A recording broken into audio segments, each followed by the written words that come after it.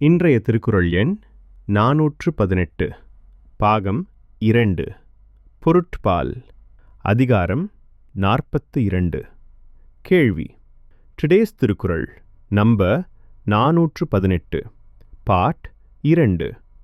Wealth. Chapter 42. Listening to voice.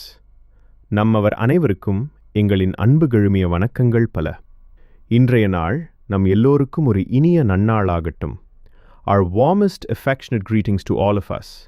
May today be a lovely and joyful day for us all.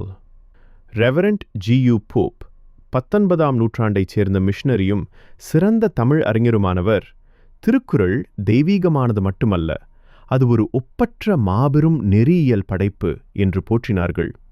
அதன் தூய்மையை ஒரு மாசற்ற நீரூற்று என்றும் ஒப்பிட்டுச் சொன்னார்கள். பல ஆண்டுகளை அர்ப்பணித்து திருக்குறளை ஆங்கிலத்தில் மொழிபெயர்த்த அவர், உலகின் மாசுகளையெல்லாம் சுத்தம் செய்வதற்காக அவதரித்த தனித்துவமான நூல் என்றும் அதனை புகழ்ந்தார்கள். Reverend G.U. Pope, a 19th century missionary and eminent Tamil scholar, praised the Thirukkural, saying, "It is not merely divine, it is an unparalleled and magnificent ethical masterpiece." He also compared its purity to an unpolluted spring.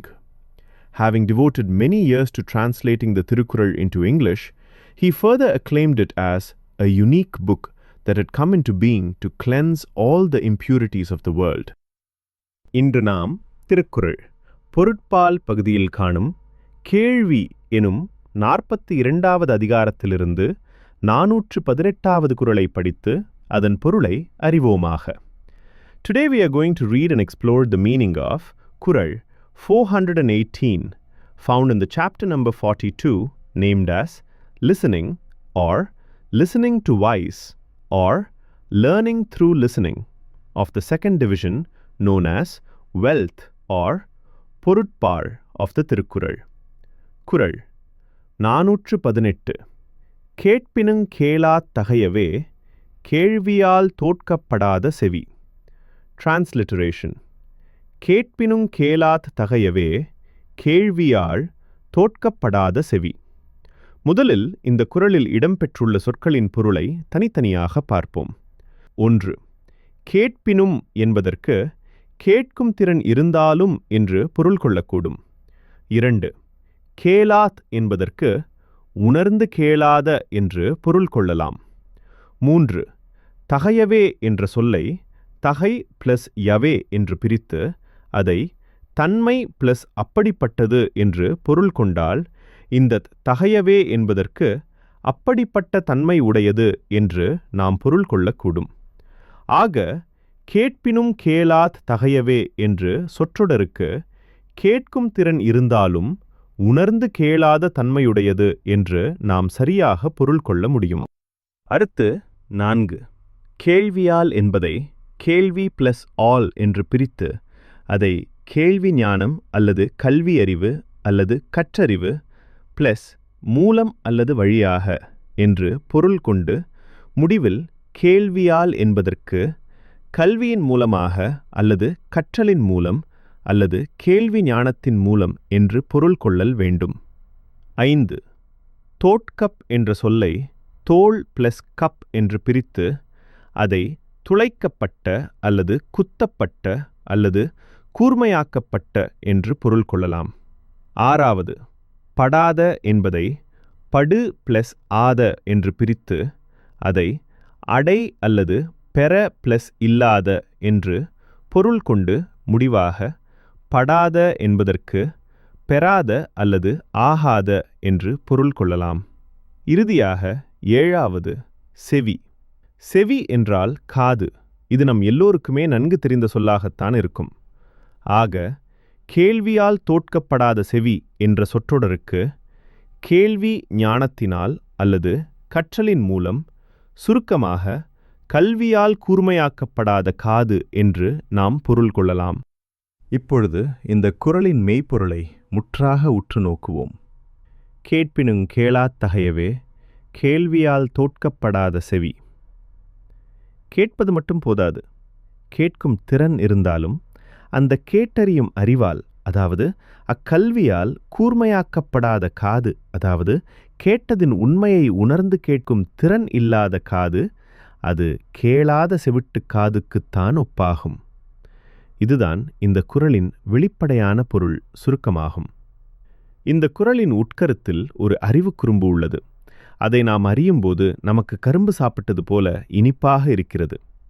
கல்வி மனிதனுக்கு உயிர் போன்றது. கல்வி இல்லாதவன் உயிரோடு இருந்தாலும் அவன் அறிவால் உயிரற்றவனே. ஆனாலும் இந்த கல்வியை கல்விக்கூடங்களுக்குச் சென்றுதான் அல்லது பற்பல நூல்களை கற்றுத்தான் ஒருவர் பெறக்கூடும் என்கிற அந்த கட்டாயமானது நம் மனித பிறப்பை எடுத்துக்கொண்டவர்களுக்கு கிடையாது. இயற்கையாகவே பெரும்பாலும் கேட்டுக் கற்பதுதான் அறிவின் அடிப்படையாக இருக்கின்றது. நுண்ணிய நூல்கள் பல கற்பதை விட அப்படி கற்றறிந்தவர்களிடம் கவனமாக கேட்டுணர்ந்து தங்கள் உள்ளத்தில் பதிய வைத்துக் கொள்ளும் மனிதர்கள் மிக உன்னத நிலைக்குச் செல்ல முடியும். சென்றிருக்கிறார்கள். கேட்டுக் கற்கும் கல்வியானது அடக்கம், பண்பு, ஒழுக்கம், ஞானம் இவற்றிற்கு ஊற்றுக்கண்ணாக இருக்கின்றது. இந்த கேட்டுக் கற்கும் கல்விக்காக இவ்வுலகில் தோராயமாக 6 டிரில்லியன் அமெரிக்க டாலர்கள் செலவு செய்யப்படுகிறது. 1 டிரில்லியனில் 12 பூஜ்ஜியங்கள் உள்ளது. கேட்டு கற்றவர் உயர்கிறார். காது கொடுத்து கேளாமல் வாழ்பவன் மனிதராகப் பிறந்திருந்தும் அறியாமையால் தாழ்ந்து போவான். கேள்வியில்லாத இடத்தில் மடமையும் தீய பழக்க வழக்கங்களும் வளர்கின்றன. இதுதான் சும்மா வெறும் ஒலியை கேட்கும் காதுக்கும் உண்மையை உணர்ந்து வினாவாக கேட்கும் காதுக்கும் உள்ள வேறுபாடாகும். அதனால்தான் செவிச்செல்வமே எல்லாச் செல்வத்திலும் சிறந்தது என்கிறார் Valluvar.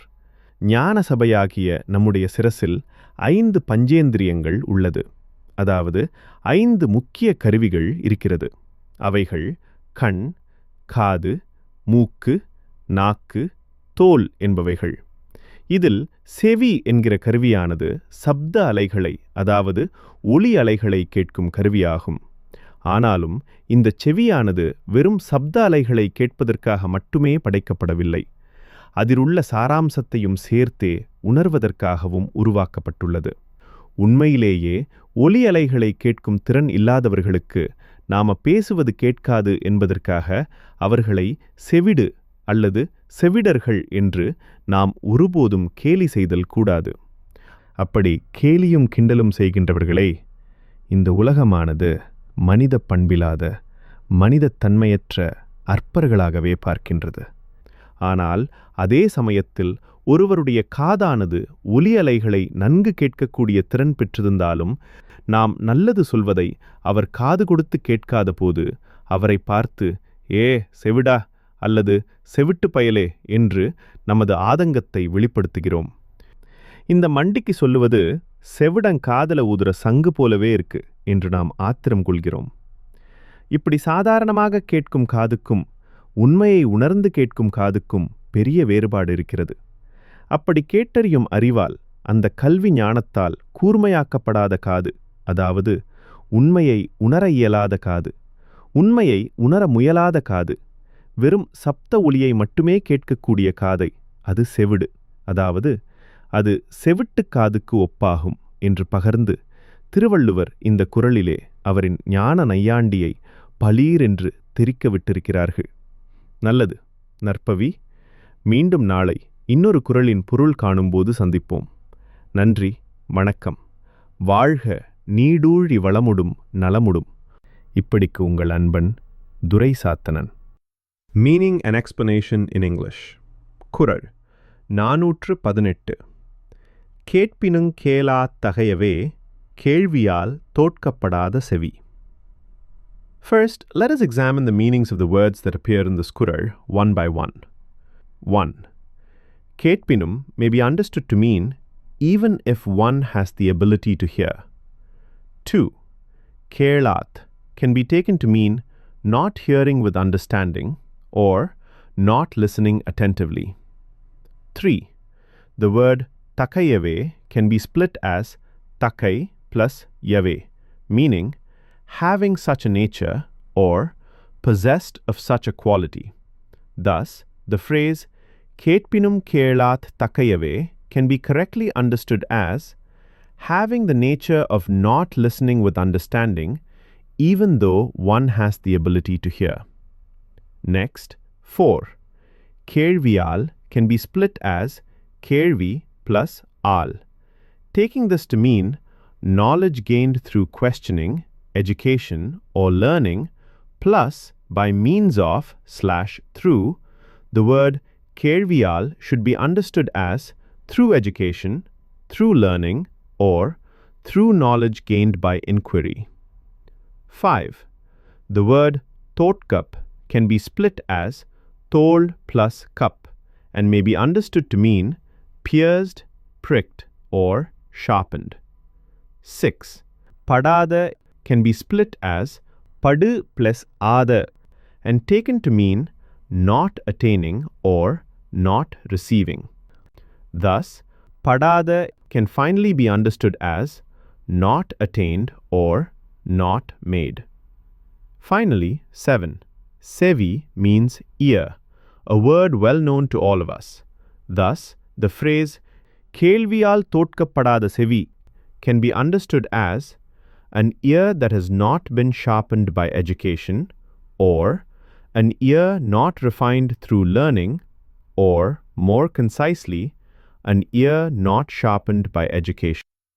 Now let us closely and thoroughly examine the true essence of this Kural. Ketpinung kelat taheve, kelviyal thotkappadada sevi. Merely hearing is not enough. Even if one possesses the physical ability to hear, an ear that is not refined by understanding, that is, an ear not sharpened by learning, an ear that lacks the capacity to discern and grasp the truth of what is heard, is equivalent to a deaf ear. This, in brief, is the explicit meaning of this Kural. Yet within this Kural lies a subtle intellectual wit. When we grasp it, the experience is as sweet as chewing sugarcane. Education is like life itself to a human being. Even if an uneducated person is physically alive, intellectually he remains lifeless. However, the rigid notion that education can be obtained only by attending schools or by studying numerous books does not apply to human beings by birth. Naturally, in most cases, knowledge is fundamentally acquired through listening and learning. Rather than mastering many subtle texts, those who listen attentively to the learned understand deeply and firmly imprint that understanding in their minds, can reach, and indeed have reached, the highest levels. Education gained through listening becomes the fountainhead of humility, refinement, discipline, and wisdom. For this listening-based learning alone, approximately $6 trillion are spent worldwide. 1 trillion contains 12 zeros. Those who learn by listening rise in life. One who lives without lending an ear, despite being born human, will fall low due to ignorance. Where inquiry is absent, foolishness and harmful habits take root and flourish. This, then, is the difference between an ear that merely hears empty sound and an ear that listens with awareness, seeking truth through inquiry. That is why Thirukkural declares, "The wealth of the hearing is the greatest of all wealth." In our body, this assembly hall of wisdom, there exist 5 sensory organs, the 5 principal instruments: the eye, the ear, the nose, the tongue, and the skin. Among these, the ear is the instrument designed to receive sound waves. Yet the ear was not created merely to perceive vibrations of sound. It was fashioned also to grasp and comprehend the essence contained within them. Indeed, we must never mock or ridicule those who lack the ability to hear sound and therefore cannot hear our speech by calling them deaf. Those who indulge in such mockery are viewed by the world as petty individuals, lacking human compassion and dignity. At the same time, even when a person's ears are fully capable of hearing, if he refuses to listen when good counsel is offered, we express our frustration by exclaiming, "Are you deaf?" or "You deaf fellow." In anger, we say, "This is like blowing a conch into a deaf man's ear." Thus, there is a profound difference between an ear that merely hears and an ear that listens with understanding. An ear that has not been sharpened by knowledge gained through attentive learning, an ear that is unable or unwilling to perceive truth, an ear that receives only sound and nothing beyond, is truly deaf. It is no different from a deaf ear. By expressing this insight, Thiruvallur lets his brilliant, wisdom-laced irony flash vividly through this Kural. Good. May goodness prevail. Let us meet again tomorrow to explore the meaning of another Kural. Thank you. May you live long with prosperity and well-being. Compassionately yours, Durai Satanan.